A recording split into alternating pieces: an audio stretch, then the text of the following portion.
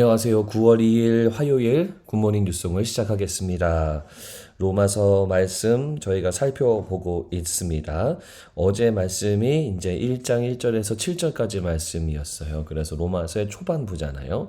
자, 그런데 오늘은 8절부터 17절인데 이것도 1장 초반부이고 로마서 전체에서도 초반부지만 오늘 요 부분도 동일하게 이 편지에서의 서론입니다. 그러니까 로마서는 편지였잖아요. 로마에 있는 신도들, 예수를 믿는 자들에게 쓴 편지인데 그 편지의 서론이 오늘까지입니다.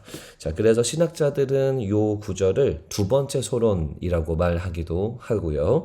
자, 그래서 처음에 보시면은 8절에 보시면 내 하나님께 감사함은 너희 믿음이 전파되었다. 뭐 이런 내용들이 나오잖아요. 두 번째 서론이어서 이런 내용들이 나오는 거예요. 서론이기 때문에 편지의 첫 부분이니까 감사하기도 하고 또 안부를 묻기도 하고 이런 내용들이 들어가 있고요. 그래서 11절에 보시면 내가 너희 보기를 간절히 원하는 것은 이러면서 이 편지 속에서 이 당신들의 안부도 묻고 그리고 동일하게 내가 여러분도 어떻게 생각하는지 내 심정도 소개하는 그러한 내용입니다. 그래서 내가 너희들의 모습을 또 만나기 원한다.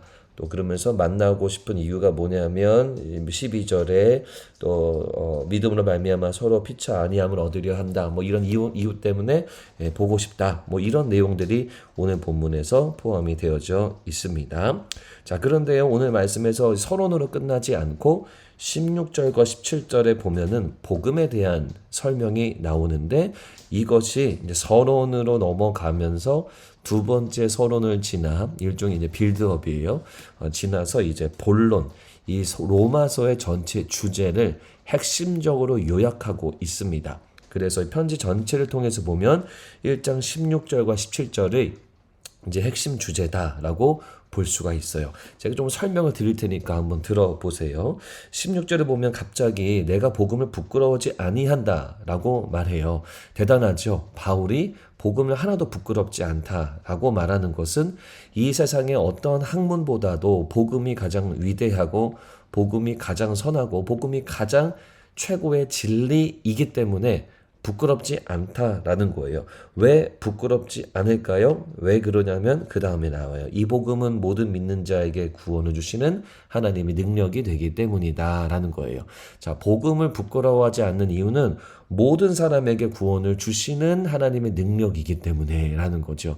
이게 대표적으로 자기 자신이에요. 예수님을 핍박하고 박해했던 자인 자기한테까지 구원을 내밀어 주시는 그 하나님의 은혜, 하나님의 그 능력과 하나님의 그 구원의 의지, 이것 때문에 이 복음이, 하나님이 주시는 이 복음이 정말 절대 진리다, 정말 최고다라고 믿게 됐고요. 그래서 다른 것보다도 이게 최고이기 때문에 나는 복음을 부끄러워하지 아니한다 라고 말하는 겁니다.